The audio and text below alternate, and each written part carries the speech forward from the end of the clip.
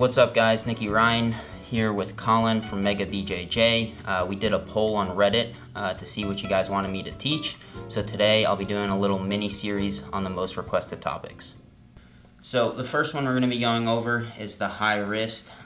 Lore Wizard on Reddit had asked when I choose to go for high wrist versus other front heads, as well as proper finishing mechanics and how to follow through when they start to roll.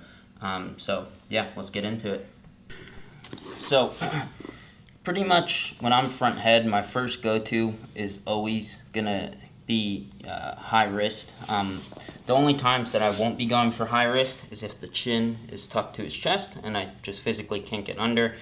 And also if he has an arm around my hip here, it's gonna be very hard to get the high wrist position, so this is where I'll go for standard guillotines.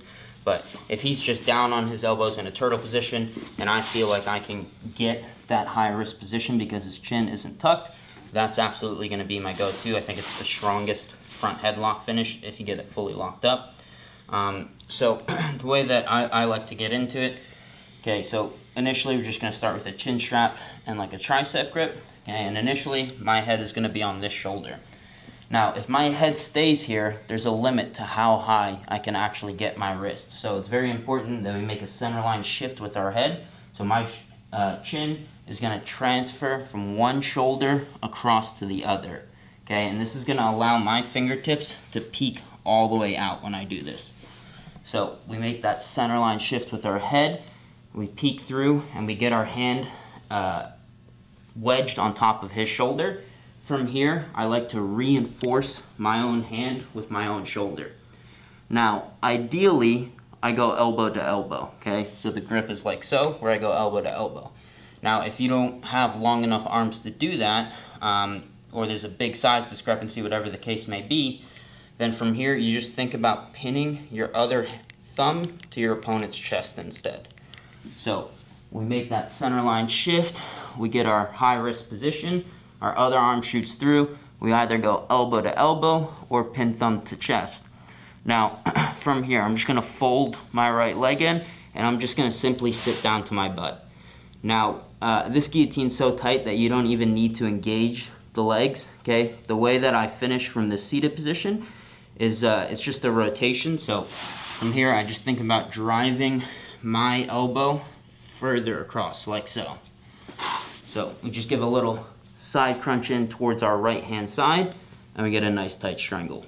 Now, you also asked how I follow through when people kind of sit their back towards the mat.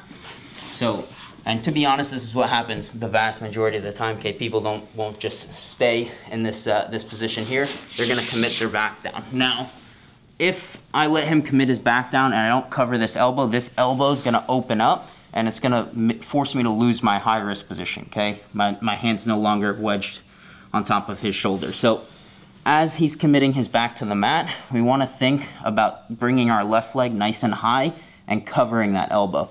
Same concept as if we were doing an anaconda, right? Because if that elbow opens, it's gonna put a lot of stress on my grip. So we wanna prevent that from happening with the use of my left leg. It's the exact same thing for a high wrist. So we have everything locked up here, we cover.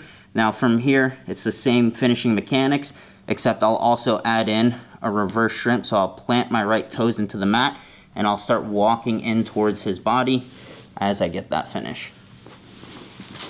If you guys enjoyed this content and you guys want to see more of this, make sure you guys follow Mega BJJX on Instagram. They also have a YouTube channel, so make sure you guys follow them, like their videos, subscribe to them, shoot them DMs, and let me know what you guys want to see. Make sure you guys head over to megabjj.com. They got tons of cool merch, t-shirts, they got shorts, a bunch of cool rash guards, hoodies, all that fun stuff. So make sure you guys head over there, check it out.